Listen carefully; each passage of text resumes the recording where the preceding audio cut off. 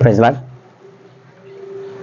ప్రభు యొక్క గొప్ప ఘనమైన నామములో అందరికీ శుభాభివందనములు తెలియజేసుకుంటున్నాను. ఈ దినం దేవుడు మనకిచ్చిన నూతనమైన వాగ్దానం, అది యెషయా గ్రంథము 51వ అధ్యాయము 16వ లేఖనము. నా చేతి నీడలో నిన్ను కప్పి ఉన్నాను. దేవుడు ఈ దినమున మనతో మాట్లాడుతున్నాడు.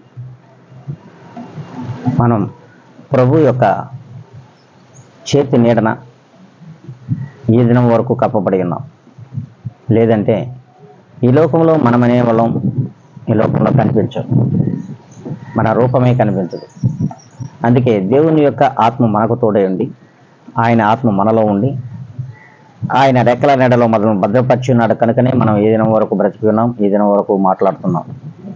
ఇక ముందు కూడా ఆయన చేతిలో నీడలో కప్పబడి ఉండాలి అనుకున్నట్లయితే అందరం కూడా ప్రభు యొక్క నామంలో మరి ప్రార్థించే వారిగా ఉండాలి, ఆయన్ని గణపరిచే వారిగా ఉండాలి, ఆయన నామాన్ని మహిమపరిచే వారిగా మాత్రమే ఈ లోకంలో జీవించాలి. మరి ఆ రీతిగా మనం ఉన్నామా లేదా పరిశీలించుకోండి. మరి పరిశీలించుకొని ఆయన రెక్కల నీడలోనికి ఈ దినమైన రవాలని ప్రభువులు వారు కోరుతున్నారు.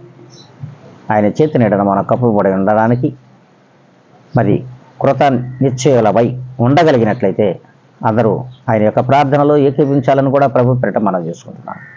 మహాపరిశుద్ధుడా, ప్రేమ కలిగిన మా తండ్రి, ఆయన ఈ దినం వరకు మమ్మల్ని సజీవ లెక్కలో ఉంచి మీ యొక్క చేతి నీడను మమ్మల్ని కప్పి ఉన్నందుకై స్తోత్రములు చెల్లించుకుంటూ, వీక్షించున్న ప్రతి బిడ్డను మీ చేతులకు అప్పగించుకుంటూ నన్ను నేను మిక్కిరిగా తగ్గించుకొని యేసు నామములో అడిగి వేడుకొని ప్రార్థిస్తున్నాను మా ప్రియ గొప్ప పరలోక తండ్రి.